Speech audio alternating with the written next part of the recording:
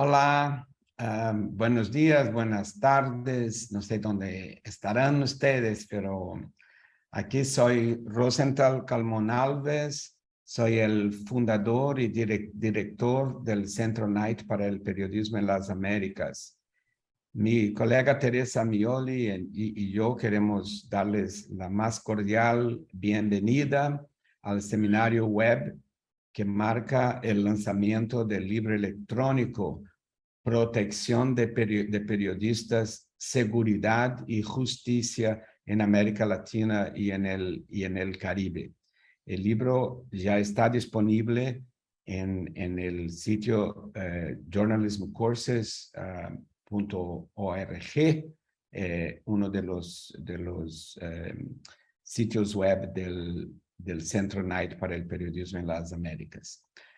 Envío aquí una especial bienvenida a mi amigo Guillermo Canela, director de la sección de Libertad de Expresión y Seguridad de Periodistas de la UNESCO, y a participantes del panel que va a discutir los temas abordados en el ebook con moderación de nuestro colega y experto en temas de seguridad de periodistas, Javier García Ramos. Muchas gracias. Ustedes nos honran con su participación en este evento. Muchas gracias también a quienes nos siguen en vivo por Zoom o en la grabación que quedará disponible en YouTube. Yo no podría abrir un evento que trata de protección de periodistas sin manifestar mi enorme preocupación con la situación que el gran periodista guatemalteco José Rubens Zamora enfrenta en estos momentos, encarcelado en la ciudad de Guatemala, en una evidente retaliación por sus investigaciones y denuncias sobre corrupción. Me preocupa el deterioro de su estado de salud y el hecho de estar en una prisión donde seguramente hay gente que fue parar allí justamente por las investigaciones de corrupción que José Rubens Zamora publicó. Así que envío desde acá mi solidaridad a José Rubén y a su familia. Hoy les hablo desde Río de Janeiro, mi ciudad natal, y como menciono en el prólogo del libro que estamos lanzando ahorita, en estas semanas nos hemos acordado que hace 20 años mi antiguo colega de periódico y amigo personal, Tim López, fue asesinado aquí en Río de Janeiro. Fue secuestrado, torturado y asesinado y su cuerpo cortado en pedazos. En este mes vamos a conmemorar, a acordarnos también de los 20 años del Centro Knight, justamente en el día en que tuvimos nuestra primera actividad como Centro Knight en 2002, que fue un seminario aquí en Río de Janeiro, donde empezamos un movimiento por más seguridad para periodistas. Y aquel seminario dio origen a ABRAGI, una asociación de periodismo investigativo, una de las más grandes del mundo, que es muy actuante aquí en Brasil en cuestiones de protección de periodistas y que está también cumpliendo 20 años porque nació en razón de aquel seminario. Todo eso para decir que el tema del libro Protección de Periodistas está en el ADN del Centro Knight desde su creación. Este proyecto, en particular, el libro y la serie de reportajes que componen el libro, fue realizado gracias al apoyo del Fondo Global de Defensa de los Medios creado por la UNESCO. Como ocupante de la cátedra UNESCO en comunicación en la Universidad de Texas en Austin, me da especial orgullo acompañar de cerca el excelente trabajo que la UNESCO hace alrededor del mundo en estos momentos de endémica violencia y ataques a periodistas. Y más orgullo aún por haber tenido oportunidades de participar de los esfuerzos de la UNESCO a través de colaboraciones con el Centro Knight, no solamente en ese proyecto como en algunos otros. Vamos a escuchar ahora unas palabras breves de Guillermo Canella, de la UNESCO, que ha sido no solamente una fuente de apoyo para estos proyectos de colaboración Knight Center y UNESCO, pero sobre todo una fuente de inspiración para mí, para los demás aquí del Centro Knight. Guillermo. Hola, Rosenthal, muchas gracias. Gracias por las palabras siempre elogiosas que, como todos se dan cuenta, son más de lo que deberían, pero es el estilo de mi querido amigo Rosenthal.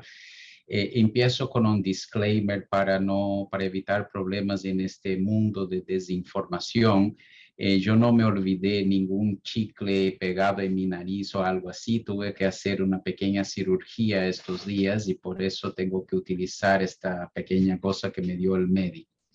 Pero hecho este disclaimer, en esta discusión de las efemérides que ya mencionó Rosenthal, como los 20 años de Abrash, etcétera, este año tenemos una otra efeméride importante, que son los 10 años del Plan de Naciones Unidas por la Seguridad de Periodistas y el tema de la impunidad. Y desde que el plan fue aprobado en 2012, cosas positivas ocurrieron, entre ellas una mayor percepción por los distintos actores relevantes de que este tema de la seguridad de los y las periodistas es un tema que va mucho más allá del caso individual de este o de aquella periodista o periodista que son atacados de distintas maneras. O sea, la libertad de expresión en general y la libertad de prensa en particular son derechos individuales, sí, de cada uno de estos periodistas que son atacados y de sus familias, pero también son derechos colectivos del conjunto de la sociedad. O sea, cuando se silencia a un periodista en Ciudad Juárez o en Ciudad Guatemala o en Río de Janeiro, es este periodista o esta periodista que está sufriendo esta censura, pero también es el conjunto de aquella comunidad que está sufriendo esta censura. Y creo que quizás eso sea una de las cosas más positivas que han ocurrido en estos 10 años, es que esta percepción ha crecido. O sea, hay más actores que se dan cuenta que no se trata de defender los intereses de una persona en particular. Defender la seguridad de los y las periodistas es defender las democracias, es defender el conjunto de la sociedad. Ahora, desafortunadamente hay un conjunto de malas noticias en estos 10 años. Y una de estas malas noticias es que la violencia contra los y las periodistas se convirtió en una violencia mucho más compleja de la que era cuando empezamos el plan hace 10 años. Siguen ocurriendo las viejas estrategias de violencia contra periodistas, las amenazas físicas, los asesinatos, la violencia contra periodistas que cubre protestas sociales, violencia esa en general perpetrada por aquellos que deberían proteger a los de las periodistas, como es el caso de las fuerzas policiales, pero hay un conjunto de estrategias mucho más amplias relacionadas al mundo digital o relacionadas a las amenazas legales contra el periodismo y los periodistas, o el discurso y la narrativa de gobernantes contra el periodismo como institución, y por ahí vamos, ¿no? Lo que solo hace más necesario que las estrategias de enfrentamiento de esta violencia sean estrategias con distintas perspectivas y distintos ángulos. O sea, no vamos a resolver un problema complejo como este con soluciones sencillas. Necesariamente tendremos que buscar soluciones complejas. Entonces, en este marco, el plan siempre advocó por tener políticas públicas coherentes, que son lo que llamamos las políticas de los 3 Ps: prevención, protección y procuración de justicia. Y en el último aspecto, la procuración de justicia o la lucha contra la impunidad, es un aspecto particularmente relevante porque a medida que la impunidad crece o sigue siendo grande, se retroalimenta el ciclo de la violencia. Al fin del día, los datos que tenemos son que no cuesta nada matar a un periodista, porque nada va a pasar. Y entonces, en este sentido, la UNESCO, más o menos cuando el plan fue creado, empezó una serie de iniciativas, particularmente en el marco de la lucha contra la impunidad, y una de ellas es una iniciativa que Rosenthal ya hizo referencia, que es la iniciativa de formación de jueces y fiscales sobre esta temática. Y 10 años después hemos ya involucrado más de 23,000 jueces y fiscales de 150 países en eso. Ahora, no basta solo que tengamos buenos fiscales y buenos jueces formados, es necesario que tengamos buenos abogados para que puedan apoyar la estrategia desde el lado de la prensa cuando tienen que enfrentar el mundo jurídico. Y por eso la UNESCO creó este fondo que Rosenthal hizo referencia, el Global Media Defense Fund, el Fondo Global de Defensa de los Medios. Entre otras cosas, este fondo tiene una serie de apoyos a redes de abogados, a redes jurídicas que puedan apoyar la prensa y los y las periodistas en este proceso. Pero también tiene un capítulo muy especial que es la financiación de estrategias de investigación sobre la violencia contra los y las periodistas hecha por los propios periodistas. Y es en esta parte que se insere el apoyo que hemos ofrecido al Knight Center de crear estas investigaciones, estas historias periodísticas sobre lo que está pasando. Voy terminando. A lo largo de los 3 años de existencia del fondo, más o menos un cuarto de los proyectos financiados son sobre este tema. Más de $500,000 ya fueron financiados en esta área particular, que generaron 120 investigaciones en todo el mundo sobre investigaciones de los y las periodistas sobre los crímenes contra sus colegas.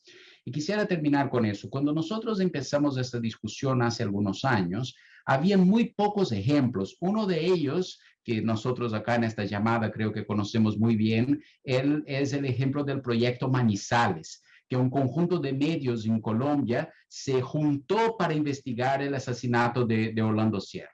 Pero después del ejemplo del proyecto Manizales, pasamos años sin tener una producción efectiva y constante del periodismo sobre lo que está pasando con sus colegas y con la violencia estructural que hay contra el periodismo.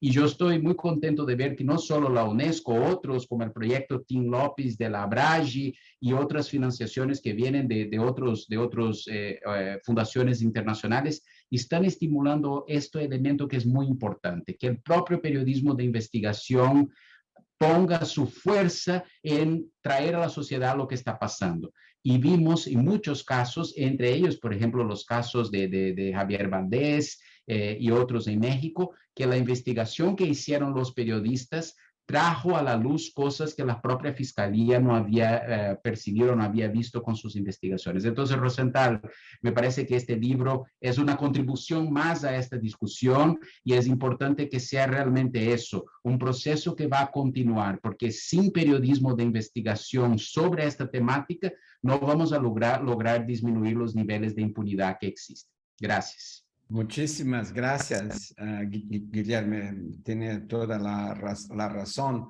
Yo mismo como editor de periódico aquí en Río, en los años 90, ya hago mi autocrítica de la poca importancia que dábamos a ataques contra periodistas en el propio país o hasta en los alrededores de Río. Así que ese punto de que el periodismo tiene que exponer e investigar eso es súper importante. Muchísimas gracias y pasamos a Teresa Mioli, mi colega, que va a hablar un poco sobre ese proyecto. Hola, de nuevo, gracias a todos por asistir a este seminario web el día de hoy sobre un tema tan importante para los periodistas de América Latina y el Caribe. Soy Teresa Mioli, coordinadora de programas del Centro Knight para el periodismo en las Américas y coordinadora de este ebook que publicamos hoy. Les contaré un poco sobre este ebook que ya está disponible para su descarga gratuita en journalismcourses.org en inglés, español y portugués. Protección de periodistas, seguridad y justicia en América Latina y el Caribe, contiene artículos producidos a lo largo de 8 meses por el equipo de la revista digital LATAM Journalism Review y periodistas de la región. Se centra en la cobertura de protestas y de los conflictos violentos, el desarrollo de mecanismos de protección y la investigación y persecución de la violencia contra periodistas. El ebook presenta estudios de caso de varios países y detalles nunca antes reportados sobre la violencia dirigida a los profesionales de la prensa. Incluye guías sobre cómo mantenerse a salvo mientras se informa sobre protestas y conflictos violentos. Y examina los retrasos en el establecimiento de sistemas para proteger a los periodistas, así como los fallos en las entidades destinadas a prevenir la impunidad. Este proyecto ha sido posible gracias al Fondo Mundial para la Defensa de los Medios de la UNESCO, por lo que de nuevo queremos agradecer a la UNESCO su apoyo. Ahora me gustaría pasar al debate al moderador de nuestro panel, Javier Garza Ramos, periodista mexicano y editor del ebook que publicamos hoy. Javier es co-conductor de Expansión Daily, uno de los podcasts de noticias más populares de México, y dirige la plataforma de noticias locales Enredos Laguna y el programa de radio Reporte 100. En los últimos 15 años ha trabajado en temas de protección de periodistas y la libertad de prensa. Recientemente recibió la mención especial del premio Maria Morse Cabot. Felicidades, Javier, y gracias.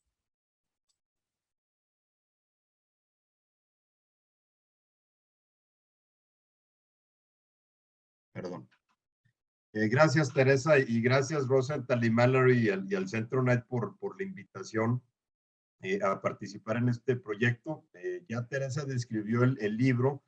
Yo solamente añadiré que fue un reto tratar de encontrar algunos ángulos originales y sobre todo tratar de encontrar algunas cosas que normalmente no se ven o de las que a veces no son tan visibles cuando se habla de protección de periodistas en América Latina, ¿no? Y algunos casos, por ejemplo, por poner un ejemplo, decidimos no hablar en los mecanismos de protección de casos que ya estaban muy vistos como México o Colombia, y por el contrario ponernos a ver en países en donde estaban tratando de intentar algún sistema de protección cómo les estaba yendo, como Bolivia, por ejemplo, o Guatemala. Entonces, sí fue un intento por diversificar y tratar de ver en los distintos países, particularmente en aquellos en donde no eran muy visibles.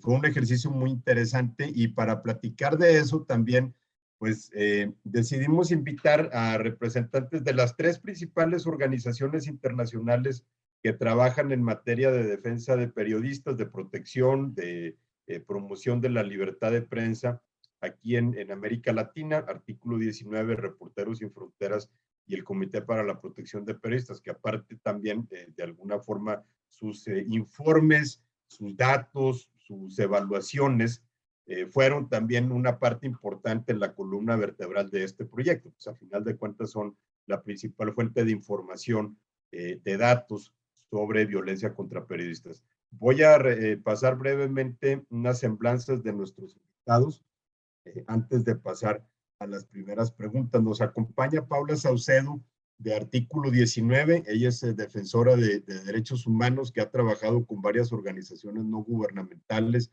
las Naciones Unidas y agencias de cooperación internacional. Desde 2020 es la oficial del Programa de Protección y Defensa en la oficina de Artículo 19 de México y Centroamérica, en donde encabeza las estrategias de protección para periodistas en el país, los entrenamientos en seguridad para periodistas y defensores de derechos humanos, las estrategias legales para promover la libertad de expresión y la protección de periodistas, incluyendo, por ejemplo, los litigios estratégicos en la promoción del derecho a la protesta. Paula tiene una licenciatura en Relaciones Internacionales de la Universidad Nacional Autónoma de México y una maestría en Desarrollo Internacional de la Universidad de Melbourne. Emmanuel Colombier, quien es francés, pero ya vecindado en América Latina, es director de la Oficina para América Latina de Reporteros Sin Fronteras.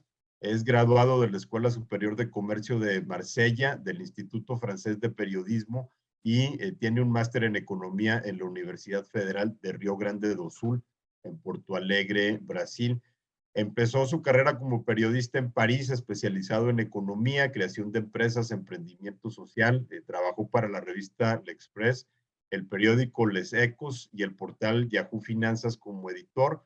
Luego se convirtió en periodista independiente, trabajó como corresponsal para varios medios europeos en Río de Janeiro y luego en julio de 2015 abrió la primera oficina física de Reporteros Sin Fronteras en el continente americano y desde ahí coordina todas las actividades de la organización y vigila la situación de la libertad de prensa en toda América Latina.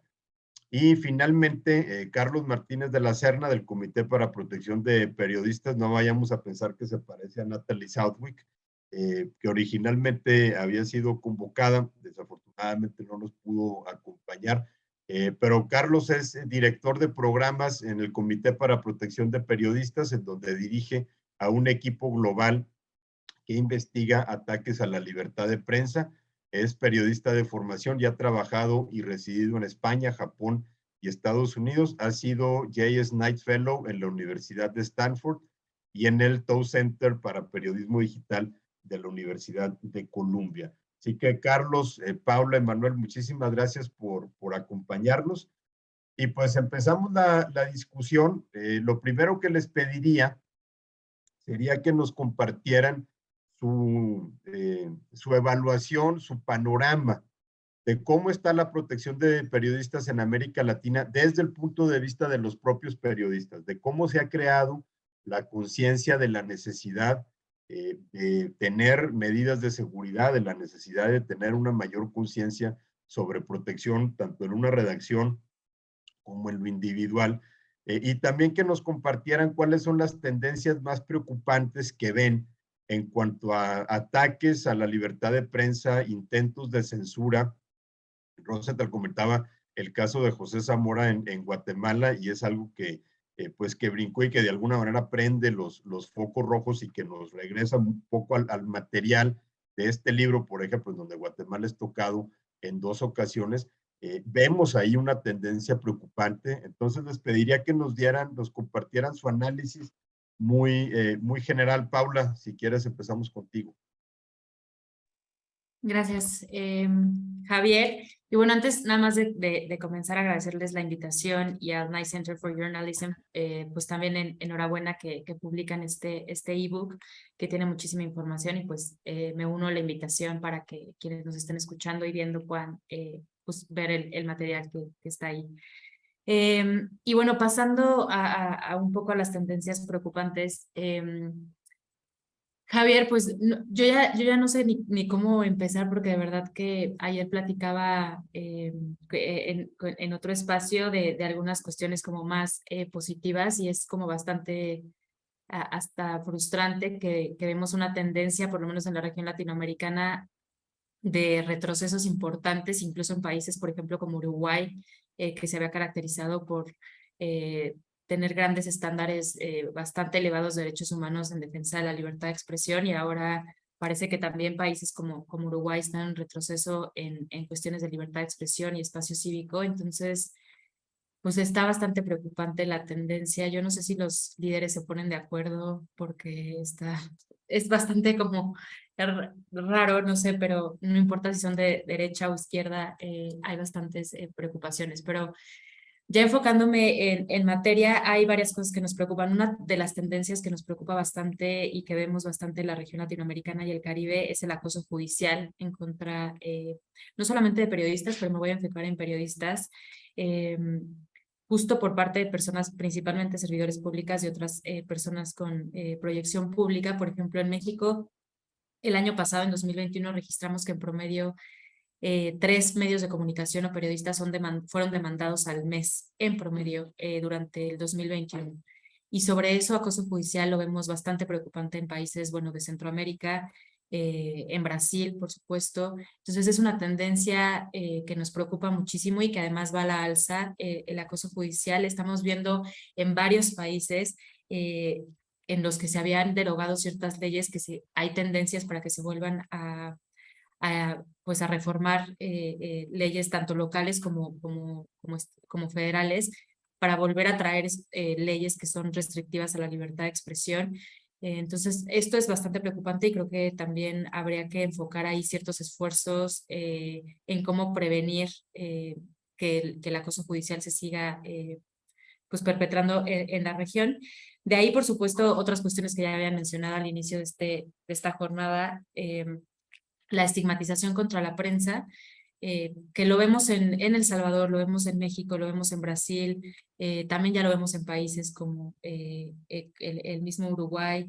Se vio, por supuesto, durante todo el gobierno de Duque en Colombia, que por cierto la FLIP, la Fundación para la Libertad de Prensa en Colombia, acaba de publicar un informe el día de ayer sobre los 4 años de Duque y la violencia contra la prensa, que igual les invito a leer, pero justo la estigmatización que además el relator para la libertad de expresión de la CIDH ha mencionado, y a organizaciones como las que estamos aquí reunidas hemos mencionado, la estigmatización contra la prensa tiene un efecto cascada y un efecto dominó en la población en general. Divide a la opinión pública entre las y los buenos y las y los malos periodistas, y además sí puede generar violencia contra la prensa. Nosotros, por lo menos en México, hemos documentado agresiones contra la prensa perpetradas por particulares que utilizan el mismo discurso del Ejecutivo Federal y otras personas servidoras públicas, donde van y te dicen, te atacan a la prensa y dicen porque estás en contra del presidente, y además tiene un efecto, además de ese efecto que tiene la violencia, tiene un efecto en la censura o autocensura de periodistas, que además aquí creo que es importante mencionar, lo platicaba una periodista mexicana en un evento, nosotros ante la impunidad, ante el acoso judicial, ante la corrupción, ante la violencia perpetrada principalmente por personas servidoras públicas, la autocensura no es una opción, es la única vía que tenemos de pronto entre la vida y la muerte. Entonces, que nos digan autocensura en realidad no es una decisión que tomamos, es la única decisión que nos queda. Entonces, esa es otra tendencia preocupante. Hay noticias que ya nos están publicando. Hay un impacto importante en el acceso a la información de la sociedad. Y además creo que otra cuestión importante con todo esto del acoso, la estigmatización y la violencia tiene que ver, y con esto cierro, el rol que tiene el Estado en perpetrar la violencia directamente. En los países de Latinoamérica, el mayor agresor contra la prensa son las personas servidoras públicas. De ahí podemos seguir platicando sobre la impunidad y otras cosas, y con eso cierro esta primera intervención. Gracias, Javier. Gracias, Paula. Creo que el tema que mencionas de las tendencias preocupantes en algunos países, regreso un poco al caso de Guatemala, donde parece que ya ni siquiera les importa, a pesar de que por un lado parece que corren algunos esfuerzos en materia de protección de periodistas, por el otro lado pues vemos que lo que realmente se practica es la represión. Emanuel, continuaría contigo un poco en la misma línea. ¿Cuál es el panorama que ves, las principales tendencias, pero un poco frente a los riesgos que comentaba Paula, las amenazas, el tema de acoso judicial, estigmatización, por ejemplo? ¿Cuánta conciencia ves entre los periodistas de que necesitan tomar medidas frente a todo esto? Gracias, Javier. Buenos días a todas y todos. Y antes de nada, gracias por la invitación. Feliz cumpleaños al Night Center y enhorabuena con el lanzamiento del ebook. Sobre las tendencias, yo comparto el análisis de Paola. Estamos infelizmente con un panorama bastante sombrío al mirar en los últimos años el aumento significativo de ataques, de asesinatos de periodistas, especialmente en países de América Central o en México, y una tendencia que es de las más, yo diría, graves, es la estigmatización, como ya fue mencionado, de la profesión por parte de la clase política de casi todos los países de la región. Y esto, obviamente, al hablar del tema de protección, antes de cualquier cosa, se necesita, sí, un discurso público que valorice la importancia de tener una prensa libre, plural, crítica y independiente. En casi todos los países de la región este discurso no existe y, por lo contrario, no hay ni denuncias públicas de los ataques más graves contra las y los periodistas, y tampoco la existencia de un verdadero discurso, de nuevo, que pueda valorizar el trabajo de los periodistas. Esto, en una era de la desinformación, genera un ambiente cada vez más tóxico para los y los periodistas que van a hacer un trabajo de información. Lo vimos durante la pandemia, que puede ser vital, que es más que importante, sino a veces vital el trabajo de información que van haciendo las y los periodistas. Así que la primera cosa yo diría que tiene que ver con esa falta de reconocimiento público, no solo de las y los presidentes del más alto nivel del poder, pero también a nivel de los gobiernos, sean locales o federales. Sin un discurso público que valorice la profesión no puede existir un sistema de protección eficiente, no puede haber una lucha eficiente contra la impunidad de los crímenes contra periodistas. Esta es un poco yo diría la base. Esto dialoga con el otro tema que vamos a abordar, creo, sobre los mecanismos de protección ya existentes o en construcción. O sea, si no hay voluntarismo político para que los mecanismos funcionen, podemos hablar durante años de cómo deberían funcionar los mecanismos. Pero si no hay un voluntarismo político que genere, obviamente, más recursos humanos, financieros, capacitaciones, no puede haber una mejoría en la política pública de protección a periodistas en casi todos los países de la región. Otra tendencia, y ya también fue mencionado por Paula, tiene que ver con la judicialización de la censura, una tendencia muy fuerte.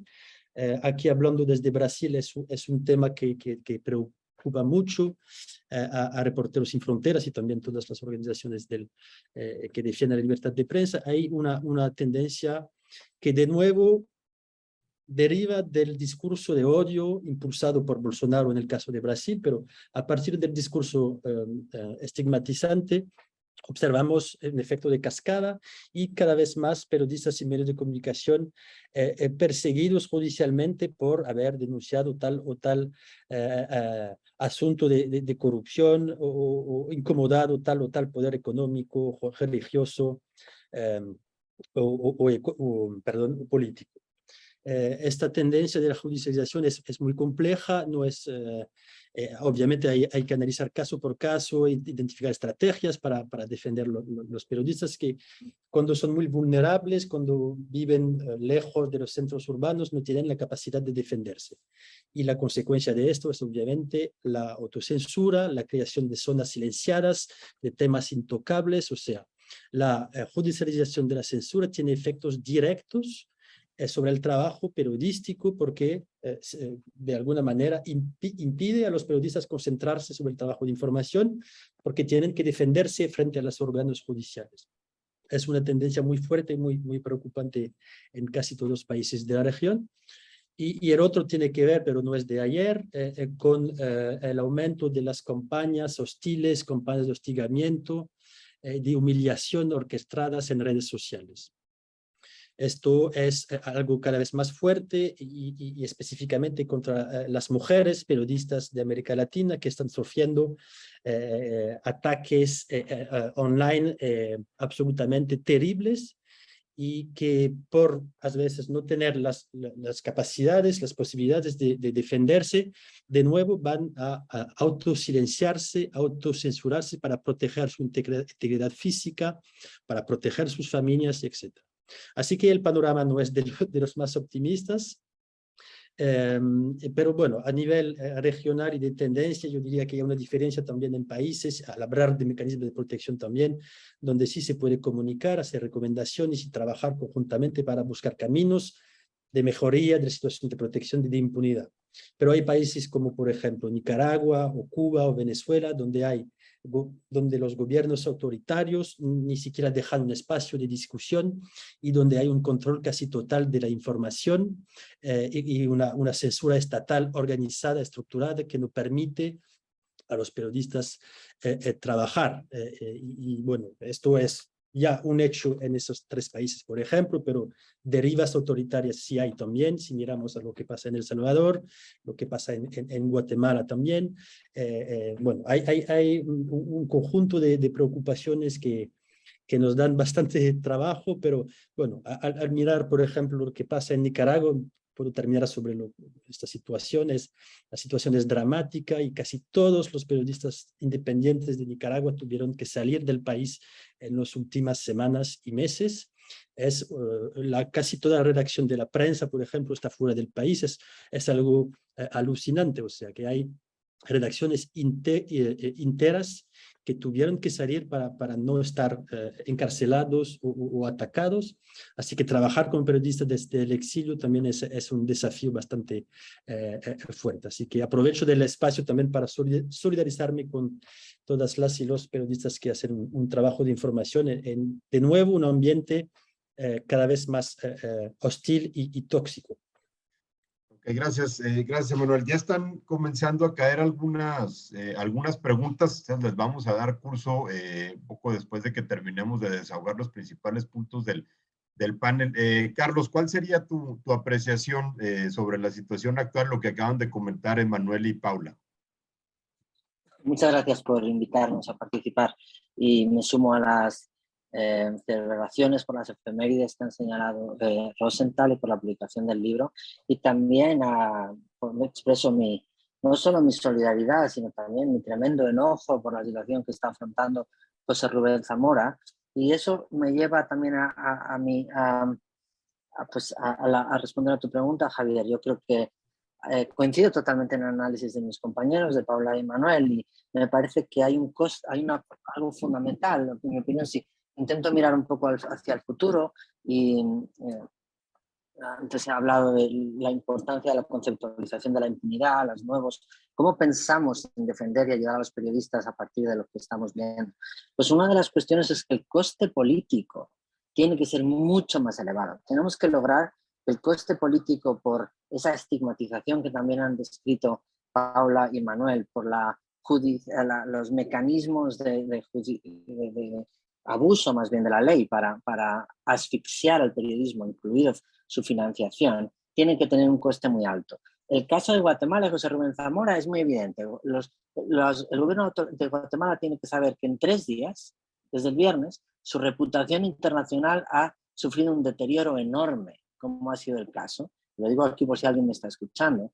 Ha sufrido un deterioro enorme por lo que ha sido un abuso tremendo de la libertad de prensa y el ataque a un periodista. Eso tiene que ser totalmente sistemático. No se puede permitir que los políticos, muchas veces como parte incluso de su campaña electoral, y podemos incluso referirnos a casos recientes en países con una tradición mucho mejor que otros, por ejemplo Costa Rica, se encargan de estigmatizar a la prensa y atacar a la prensa desde el primer momento.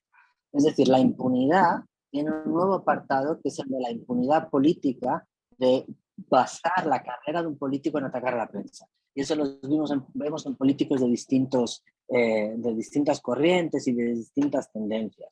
Eso es un problema enorme, porque lo estamos viendo cómo se desarrolla en tiempo real, como ya no es los sospechosos habituales que tienen todo un sistema construido durante años para asfixiar a la prensa.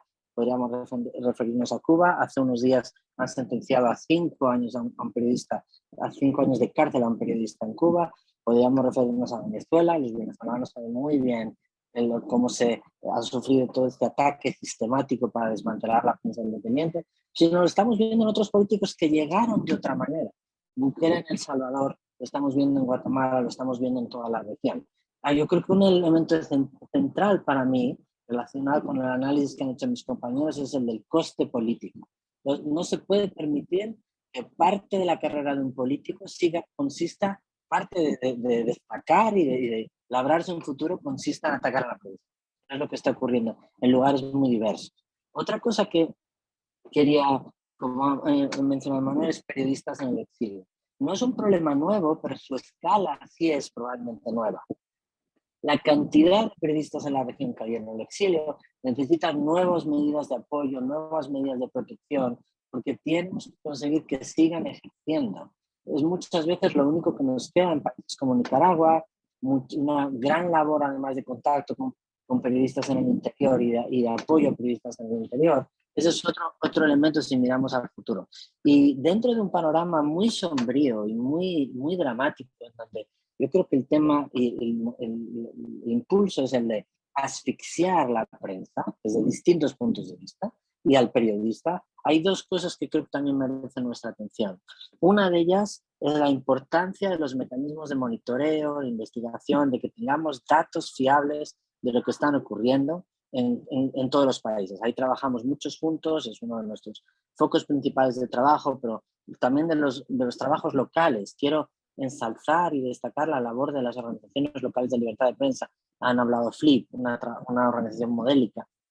Los periodistas en El Salvador, por ejemplo, cómo se han organizado y cómo siguen defendiendo sus derechos en una situación muy complicada.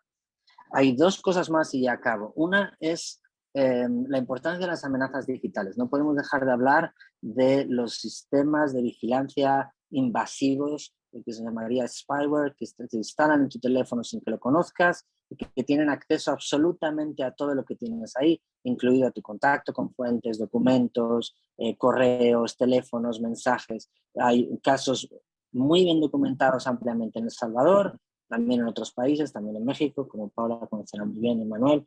Y esos son elementos, estos son amenazas, como también se mencionaba antes, lo mencionaba Guillermo, tenemos amenazas antiguas y amenazas nuevas. No podemos dejar que esas amenazas nuevas se instalen. Es como el tono de los políticos y el coste político. No podemos seguir dejando que sobre el viejo manual de cómo asfixiar a la prensa se añadan nuevas tendencias o nuevas herramientas. Y una de ellas es el spyware. Hay que lograr que no se utilice, que se prohíba por completo la compra por gobiernos de spyware. No es una tecnología que respete los derechos humanos ni una privacidad básica. Una última cosa, y este es el único signo que creo positivo, la solidaridad entre periodistas dentro del país y en la región es muy notable. Yo creo que muchas veces ha habido muchos intentos por lograr aglutinar en cierta medida a los países, a los periodistas de latinoamericanos y del Caribe en torno a objetivos comunes. No siempre han prosperado igual, y desde luego la labor de UT Austin y el Knight Center for Americas ha sido modélica y fundamental en juntarnos a muchos, incluso juntarnos a los que veníamos de otros lugares, pero que nos preocupaban esos temas, pero la solidaridad entre periodistas dentro del país y regional es algo creciente.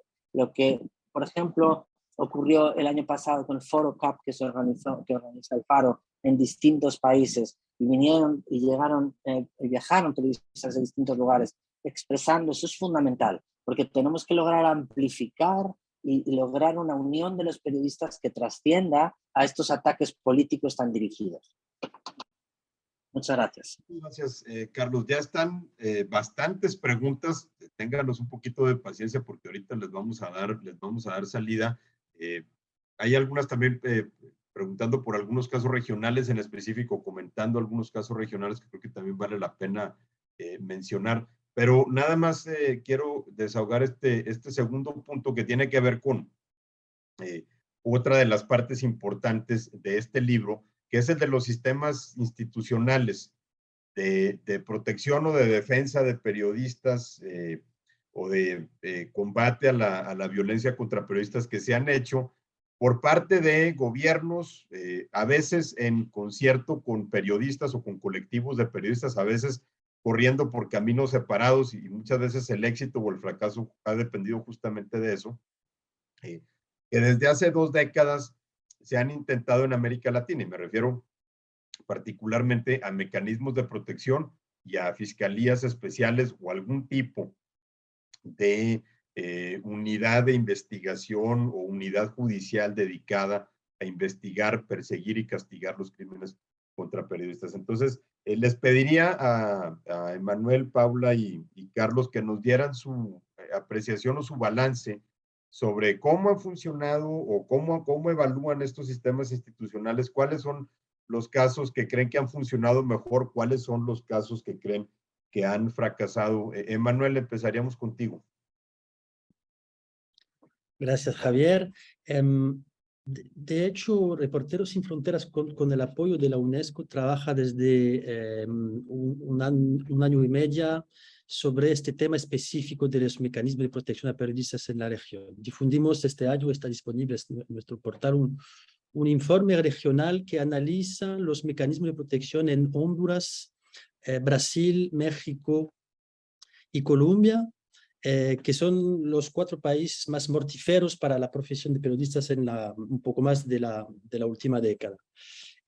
Consideramos, primero, y considerando este nivel de violencia, que los mecanismos de protección constituyen una respuesta necesaria a un entorno de violencia estructural.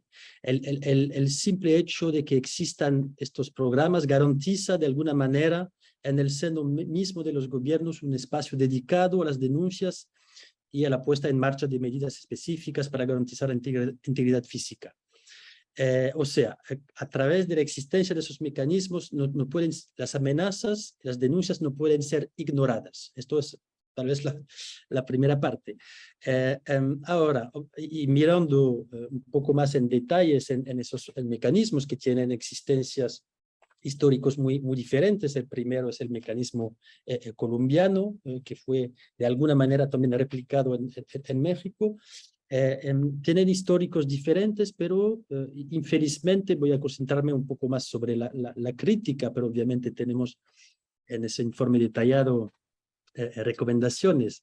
Pero hay problemas estructurales dentro de esos mecanismos. Por ejemplo, estamos observando que hay una falta de recursos humanos y financieros suficientes, junto con una falta de capacitación de los personales de esos mecanismos sobre el tema específico de la libertad de prensa. Esto, como dije un poco más temprano, tiene que ver también con el voluntarismo político, pero hay sí una falta de recursos suficientes considerando la cantidad de demandas y de denuncias que existen en esos países. Bueno, todos ellos dependen de instituciones por su mayoría ineficaces, o sea, hablando de policía, ejército y justicia. Las metodologías de análisis de riesgo, que es fundamental para tener un mecanismo eficiente, no tienen siempre en cuenta las especificidades de la labor periodística. Esto es bastante importante. Las medidas de protección consideramos que son generalmente inadecuadas o se aplican demasiado tarde. Tenemos ejemplos recientes de casos que han sido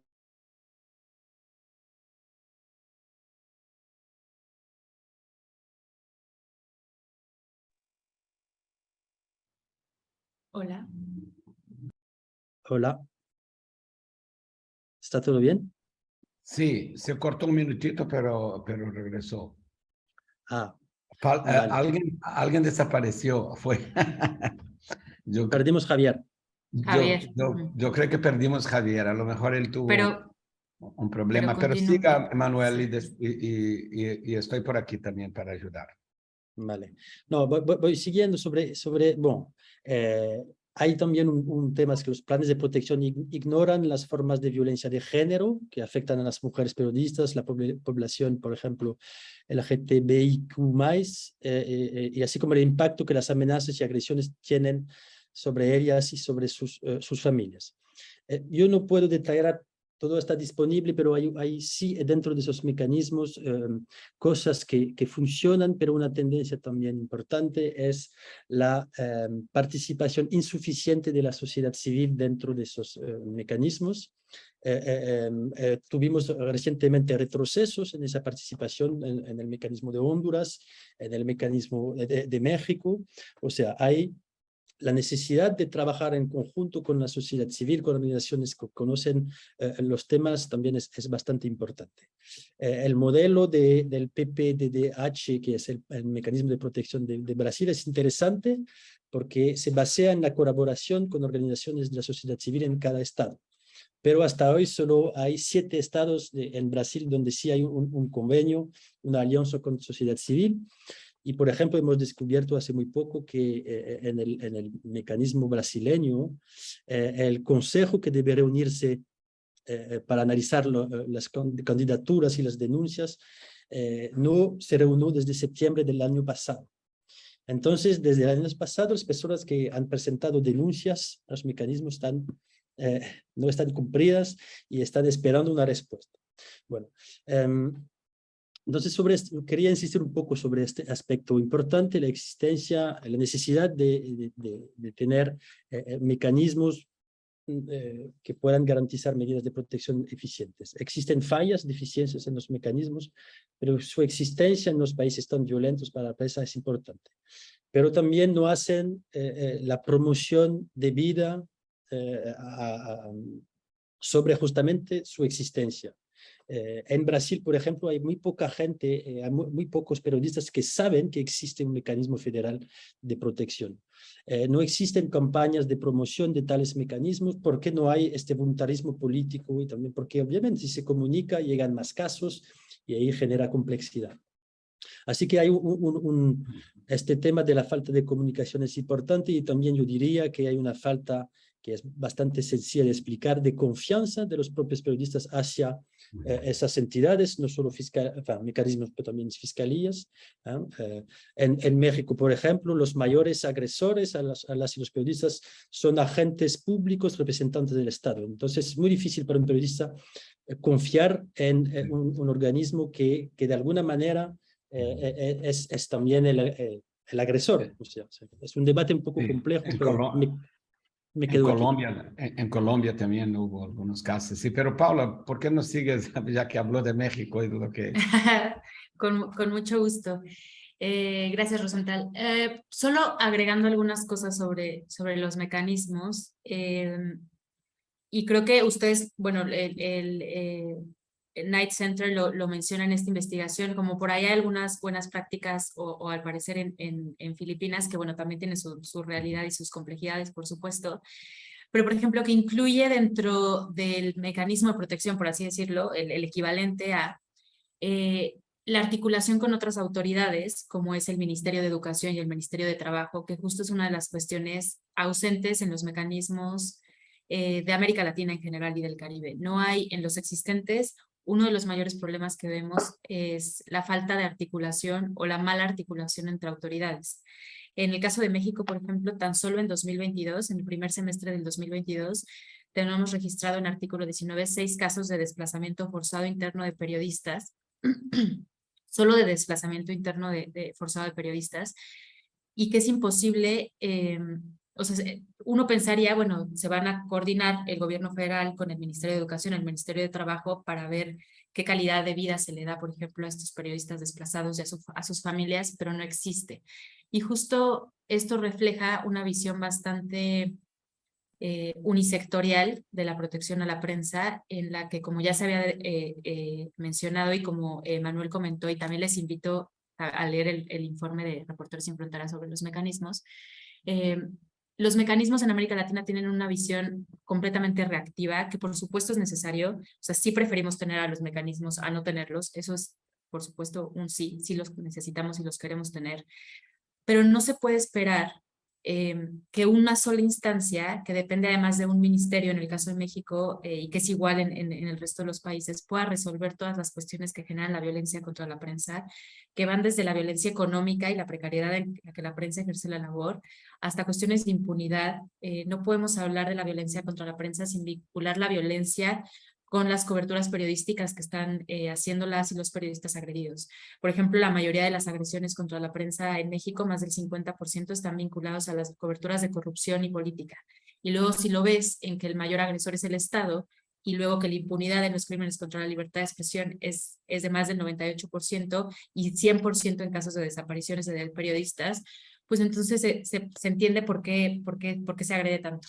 Y de ahí entonces que un solo mecanismo es insuficiente y va a seguir siendo insuficiente hasta que no se generen de verdad políticas públicas integrales que vayan pues enfrentando las razones que generan la prensa la violencia contra la prensa desde la raíz, y que por supuesto incluye también cuestiones de publicidad oficial, ¿no? La concentración del gasto público, la falta de transparencia en la asignación de la publicidad oficial, y de ahí todo lo demás. En cuanto a las fiscalías, tenemos unos sistemas de procuración de justicia, por supuesto deficientes, insuficientes, tanto por recursos humanos como financieros y técnicos. En muchos países de la región hay una ausencia de mecanismos, por ejemplo, forenses en las fiscalías.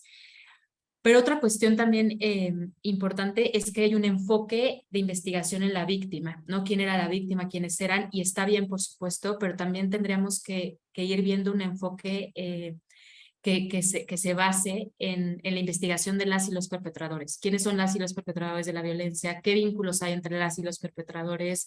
¿Qué vínculos hay, por ejemplo? Por ahí había una pregunta de cómo enfrentar también las cuestiones de crimen organizado.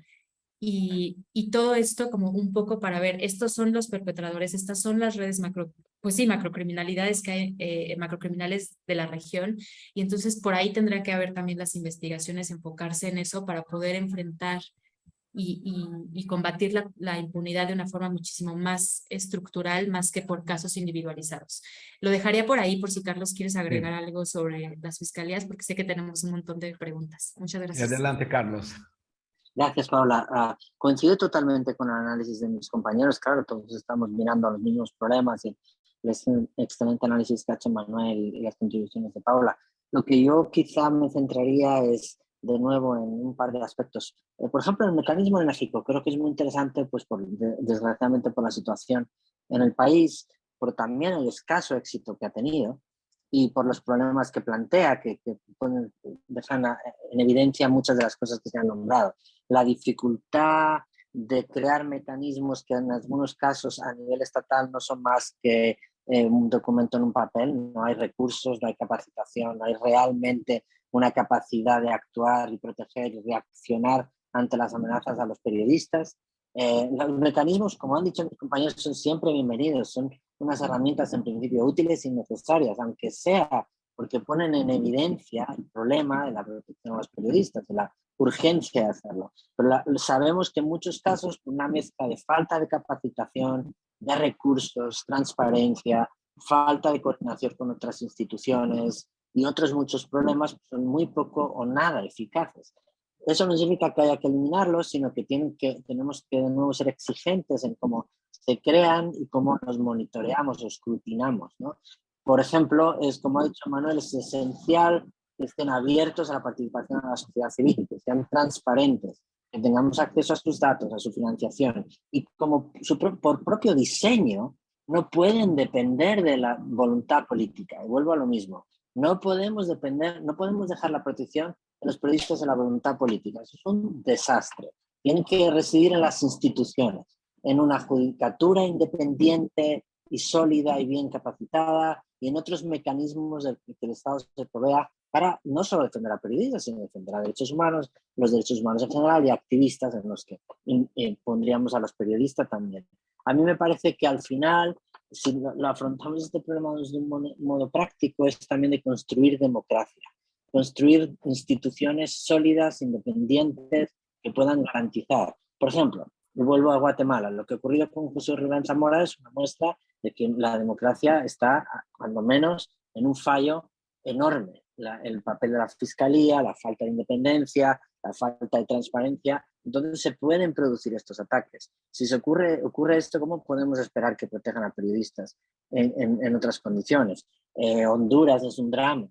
Guatemala es un drama, por ejemplo, no solo en periodistas, sino en general, en cómo desmontó en teoría un sistema de investigación y de denuncia de los derechos humanos. Al final, creo que una de las enseñanzas de estos años de mecanismos de protección, hay muchas muy prácticas, pero una fundamental para mí es que tienen que ser independientes del poder político y dentro de un sistema de instituciones democráticas. Y volvemos ahí a lo que también dijo Guillermo, la importancia de la capacitación, la importancia de que haya recursos y que la defensa de los periodistas está muy ligada a la defensa de la democracia en sus instituciones. Muy bien. Oye, como estoy entrando aquí para reemplazar a Javier, voy a pedir a Manuel que busque una de las muchas preguntas que hay ahí y que la conteste. Y después voy a pedir a ustedes dos que también hagan lo mismo. ¿Alguna pregunta ahí la más difícil de contestar, no la más fácil, ¿eh? La verdad que no aparecen para mí todas las preguntas. Estoy buscando aquí. Ah, sí.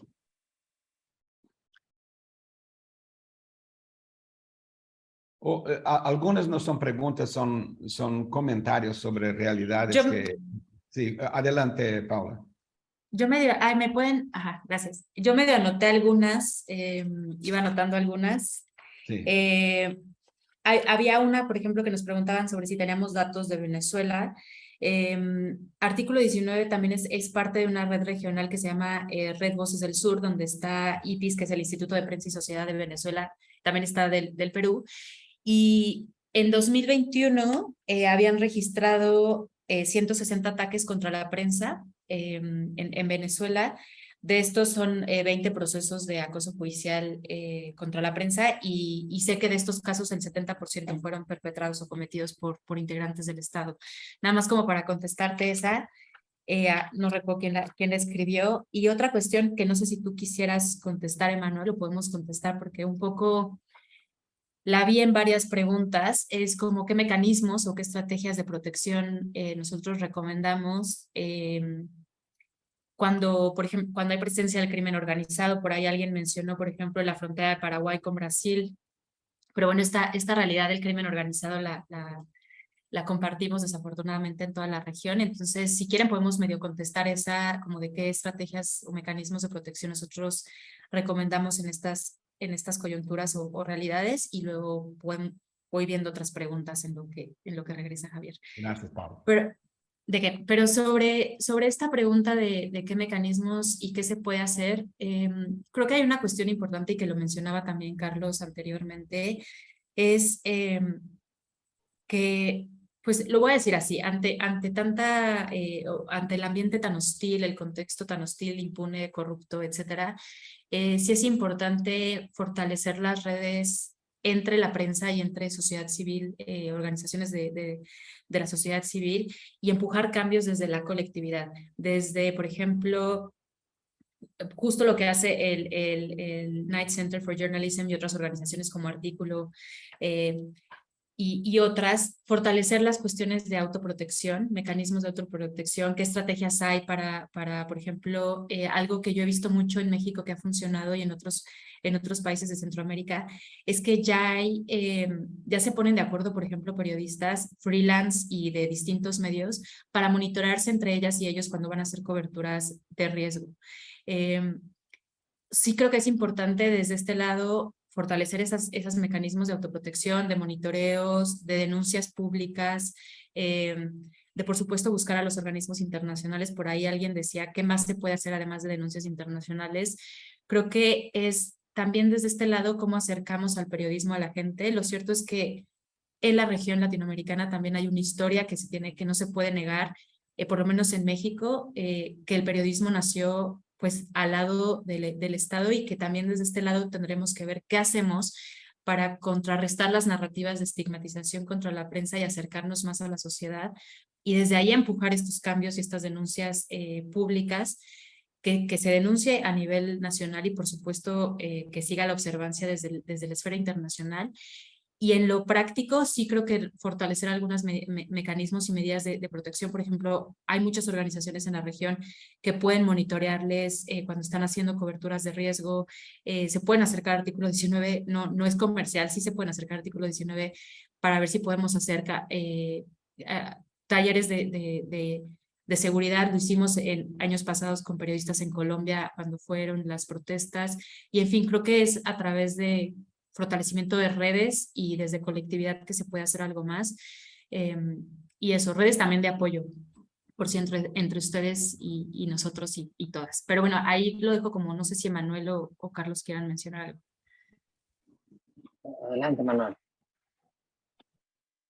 Gracias. No, completando, creo que totalmente de acuerdo con Paula. Creo que hasta tener en los países que mencionamos políticas integrales de protección, tal vez este día nunca va a llegar. Creo que la propia profesión tiene que organizarse.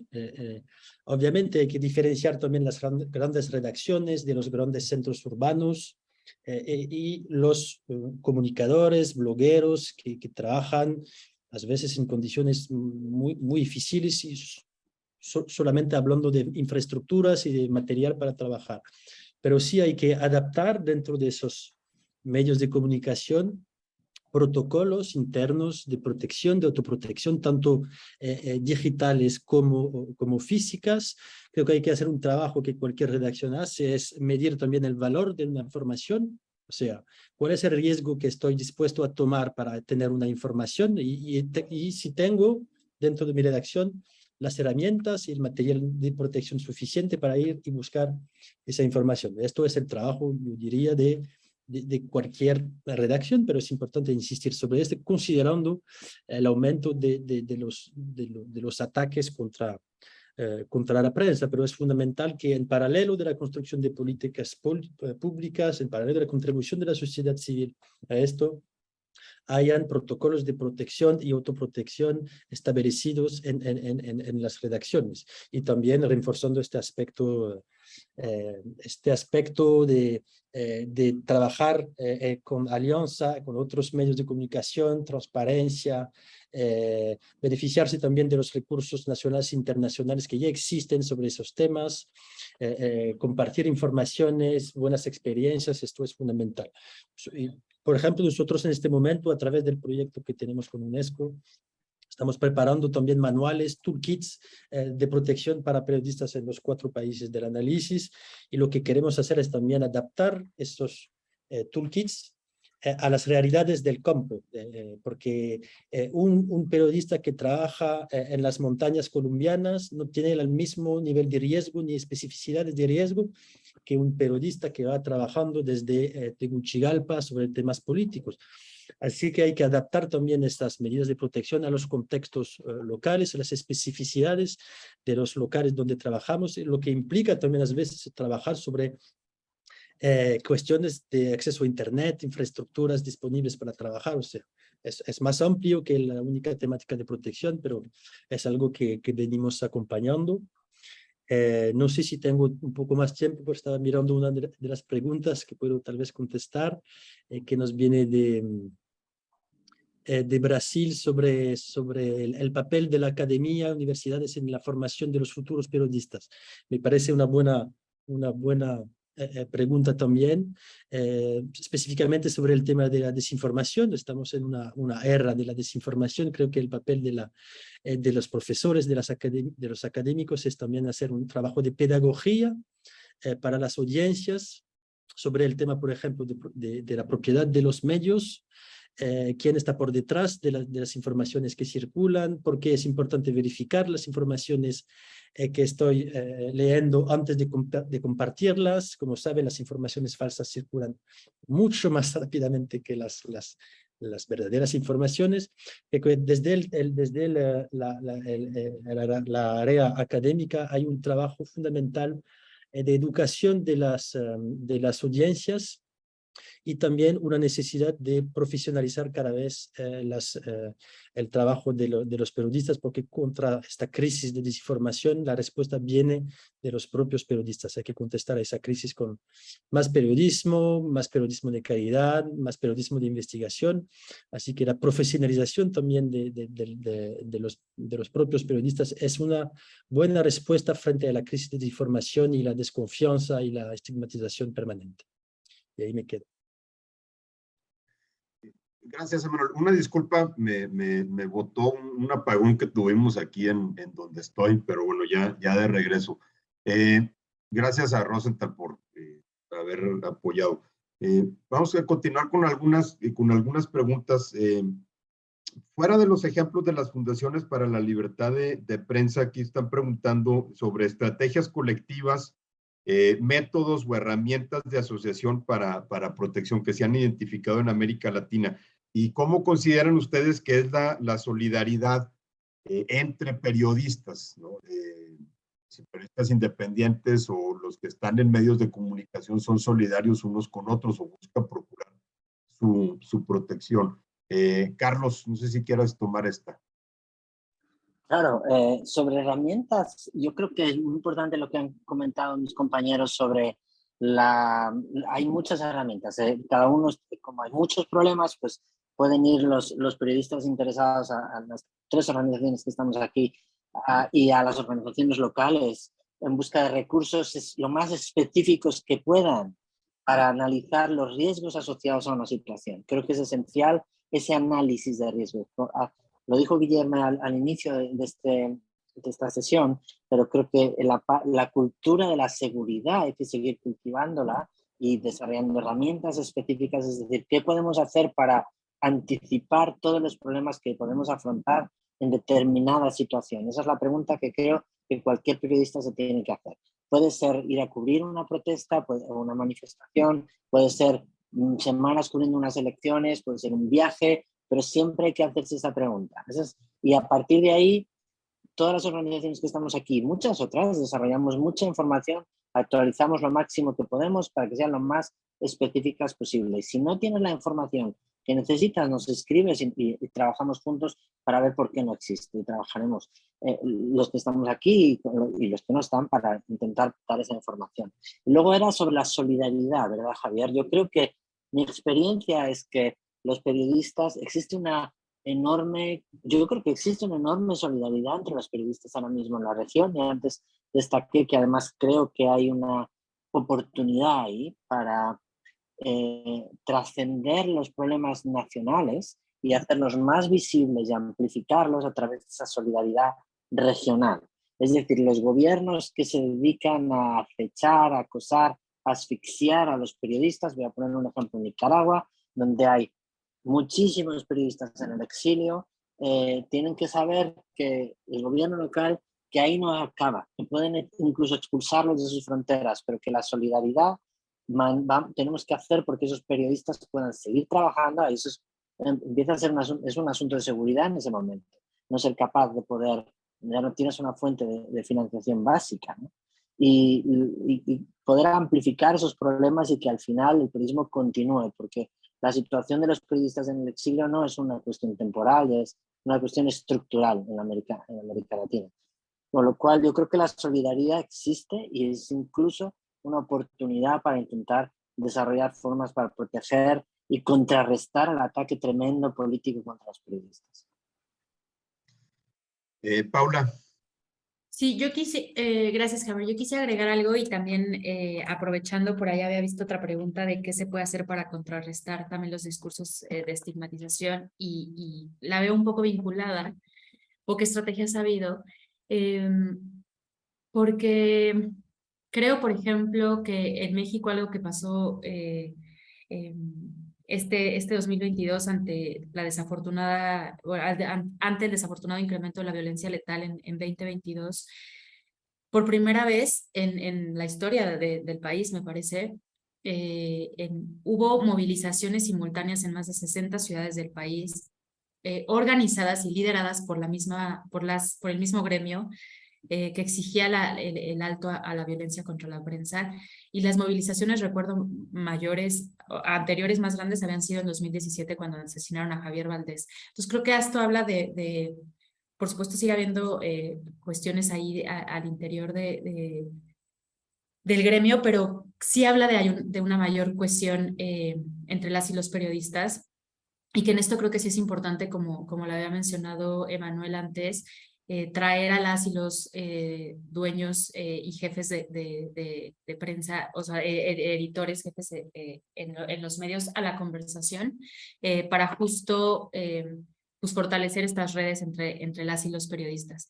De ahí creo que algo importante de mencionar, y que lo mencioné en un inicio, que tiene que ver con la precarización de la prensa, pues ha orillado a muchas y muchos periodistas en el país a crear sus pequeños medios en los que muchas veces tienen que ser de editores, fotógrafos, reporteros, etcétera, y creo que ahí también pues se puede ver cómo empujar otra vez las políticas públicas que pues enfrenten estas realidades. Eso diría en cuanto a las estrategias y la solidaridad. Sí estoy viendo como más cohesión en la región entre el gremio, pero ahí creo que se pueden hacer todavía más cosas y empujar por estas creaciones de políticas públicas integrales. Y sobre la estigmatización, creo que la estrategia más pues efectiva es y va a ser la creación de contranarrativas. Como lo hemos dicho en México, la estrategia de convertir al mensajero o a la mensajera en el mensaje es muy efectiva y ha sido utilizada en El Salvador, en Estados Unidos, en Brasil. Entonces, la opinión pública empieza a hablar de quién es la o el periodista, cuál es el medio de comunicación, en vez de la historia o la información de interés pública que quería traer o que estaba trayendo el periodista o la periodista. Entonces, de ahí creo que hay que generar estas contranarrativas y seguir empujando para que los mensajes y las investigaciones que traen la prensa que está siendo censurada todos los días en la región sigan siendo escuchados, porque se pierde en un mar de discursos estigmatizantes y polarización. Y además el impacto que esto tiene en el derecho a la información y acceso a la información de la sociedad latinoamericana es bastante alto. Y creo que es eso, o sea, hay que empujar por contranarrativas para que los mensajes y la información no se pierda en estos discursos estigmatizantes, que es justamente lo que se busca al emitirlos. Eso es lo que diría. No sé, Manuel, si tú quieres mencionar algo sobre esto. Manuel. No, muy brevemente, bueno, obviamente es fundamental la solidaridad dentro de la profesión, vamos a decir, si existe esa solidaridad. Cuando matan a periodistas, obviamente hay movimientos y denuncias públicas. Infelizmente llega en esos casos extremos, pero de modo más general, yo creo que el tema...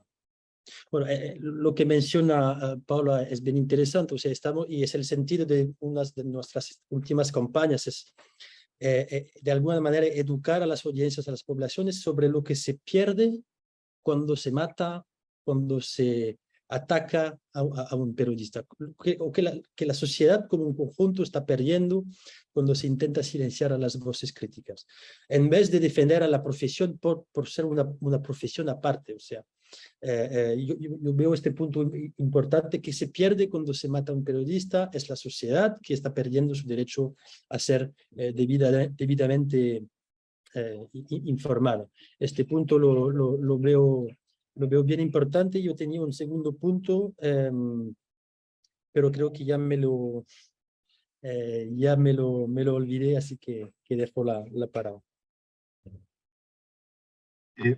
Hay muchos comentarios sobre el acoso judicial de periodistas, que es un tema al que se ha estado aludiendo constantemente.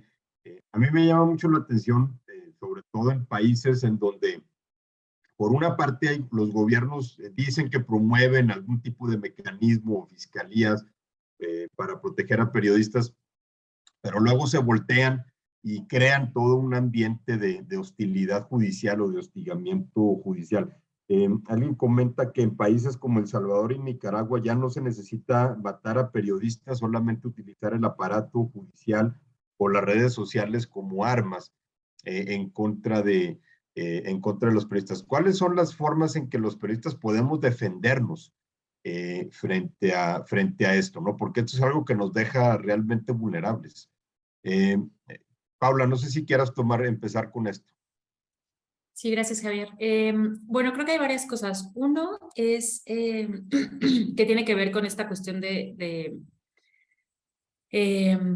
la autoprotección, puede ser. Sí es importante conocer la jurisprudencia nacional y bajo qué parámetros o qué argumentos están dando las autoridades para pues, usar el acoso judicial. Eso es importante porque por ahí muchas veces hay cosas que ya no van a poder hacer.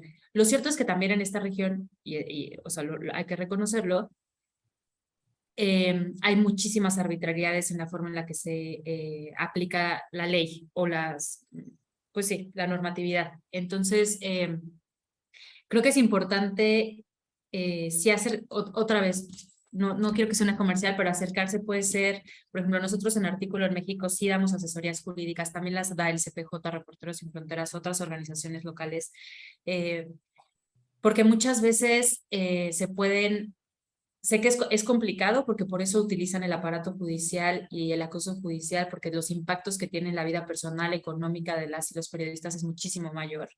Pero muchas veces se pueden, pues, sí, se puede enfrentar esto con asesorías, con cómo se puede contactar, cómo se puede dar una contestación judicial, también denunciando la arbitrariedad en el uso penal o en el uso civil, dependiendo del caso.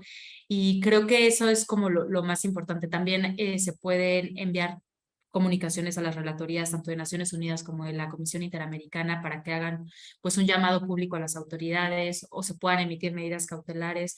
O sea, creo que hay muchísimas cosas que pueden hacerse sobre denuncias públicas, tanto en el plano nacional como en el internacional, y acercarse a redes, incluso también, por ejemplo, hay organizaciones como Media Legal Defense que dan apoyo legal a periodistas en el mundo, no solamente en la región latinoamericana. En fin, creo que estas cosas, como tenerlas pues a la mano, o sea, tener estos contactos y estas redes otra vez de apoyo para que puedan activarse cuando sean necesarias. Y creo que por lo menos, pues ahora sí que la seguridad es como una cebolla, mientras más capas, más redes, se pueden lograr más cosas, tanto reducir los riesgos de sufrir esto como también reducir los impactos en caso de sufrir o ser sujeto de violencia judicial o acoso judicial. Manuel, ¿algún comentario sobre esto? Pues sí, dialoga con el último tema, que es de la solidaridad. Creo que cuando sí se multiplican las persecuciones judiciales, hay que compartir desde nuestra posición de la sociedad civil informaciones con otras organizaciones y ver cuál es la mejor manera de ayudar.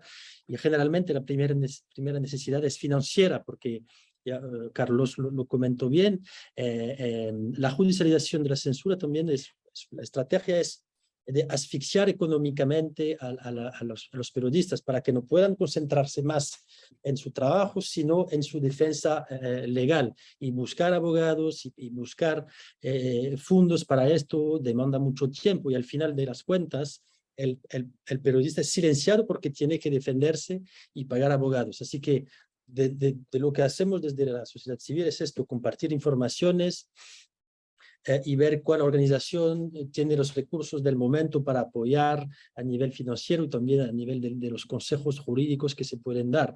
Pero la solidaridad dentro del gremio y de las organizaciones es importante. Otro tema que sobre el cual estamos trabajando es sobre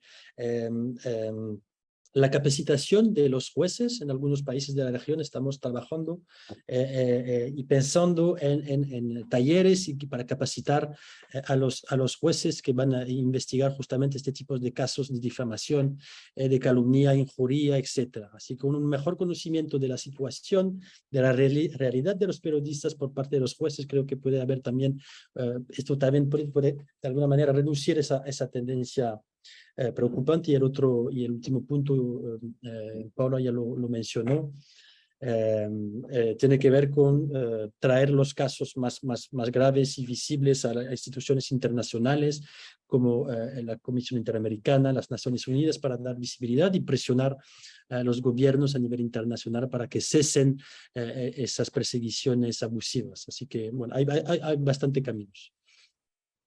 Carlos, ¿algún comentario sobre todo por parte del CPJ? ¿Cómo han ido monitoreando estos casos? ¿Cuáles son algunas particularidades que han visto en estos casos?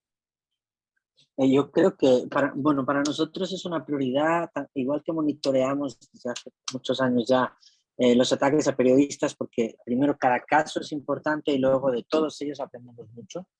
Y a lo largo del tiempo es muy importante que monitoreemos y hacemos los instrumentos legales, las leyes que desarrollan los gobiernos en distintos momentos, muchas veces disfrazadas de otra cosa, pero con una intención y luego con un impacto negativos sobre la libertad de prensa y la libertad de los periodistas.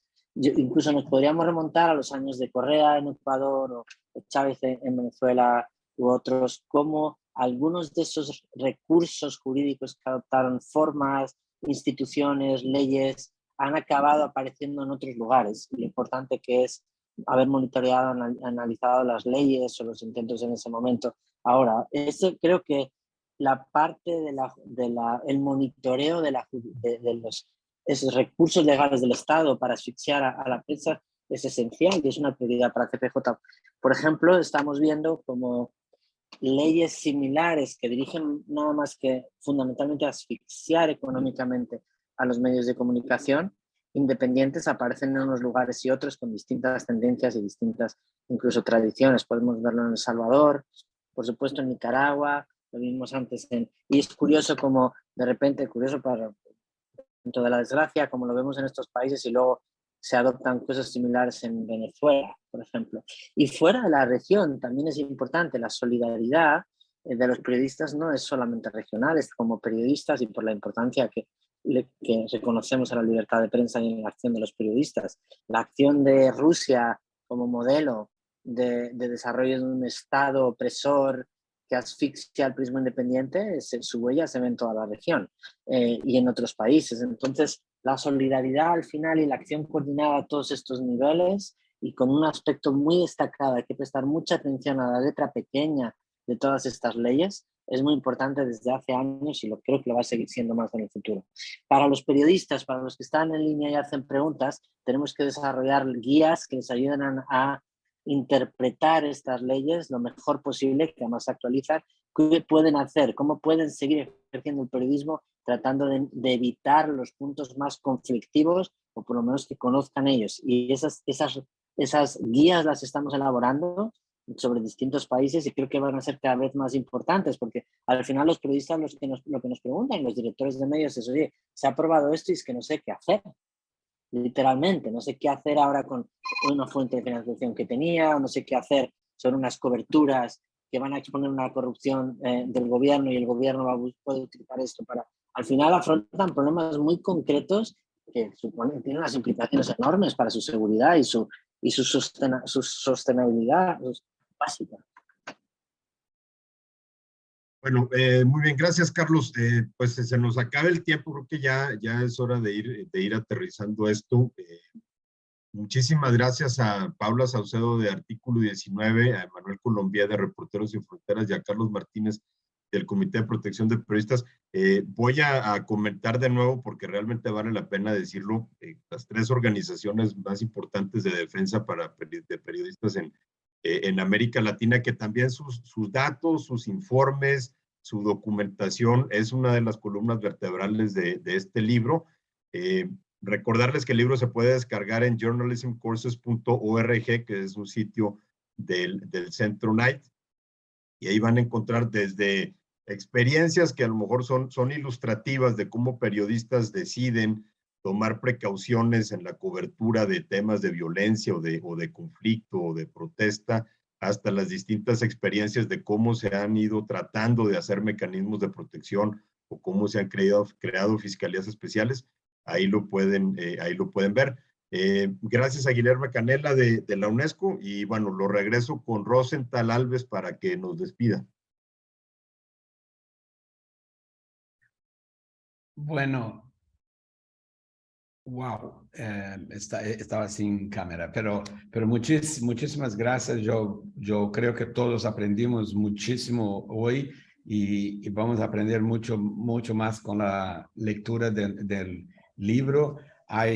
Veo que había muchos académicos también en la audiencia, así que ese libro también es un buen material para las escuelas de periodismo, para ayudar a crear lo que ustedes mencionaron como la cultura de la seguridad de los y las periodistas, porque yo soy de una generación que no tenía eso, que no tenía recursos ni esos movimientos por lo que yo siempre digo que son disciplinas nuevas, la de la seguridad de un lado y la del trauma y salud mental de otro, que son cosas que mi generación no tuvo, pero que gracias a Dios se está diseminando mucho entre los